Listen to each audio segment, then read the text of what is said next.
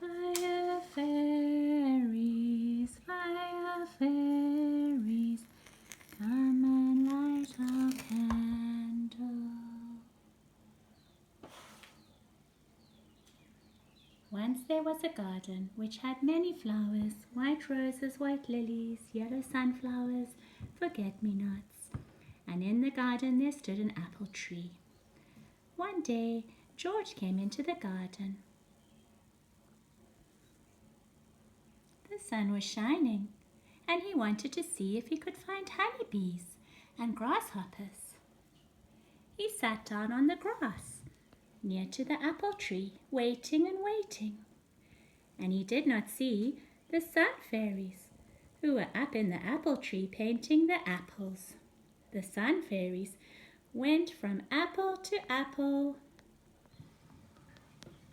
high up in the tree, painting one apple after another.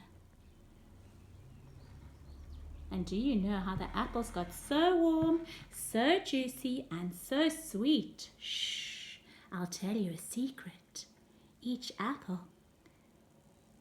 sun fairy gave the apple a kiss.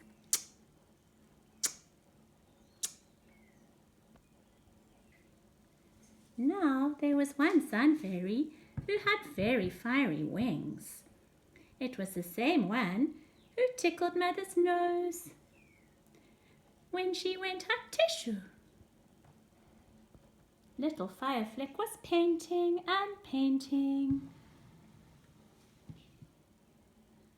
And George was waiting and waiting. Fireflick giggled and gave one apple such a big kiss that the apple fell onto George's head.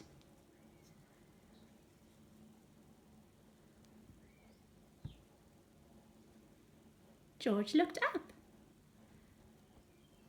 I wonder who that was, he said. But he could not see anyone.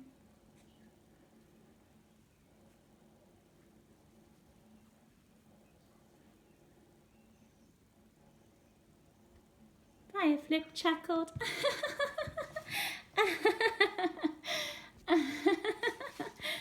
And the sun fairies carried on painting the apples.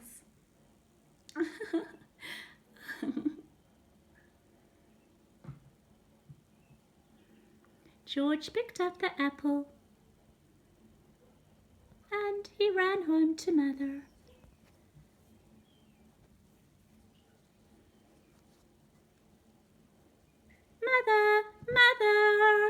Mother, I have a ripe red rosy apple. And Mother said, now summer is going and autumn will be here soon.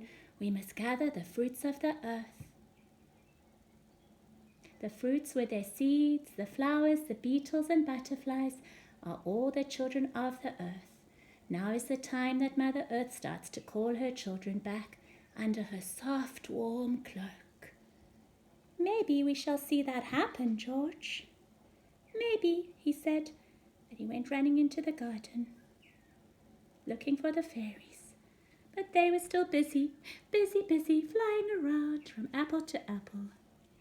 This is the way we paint the apples early in the morning.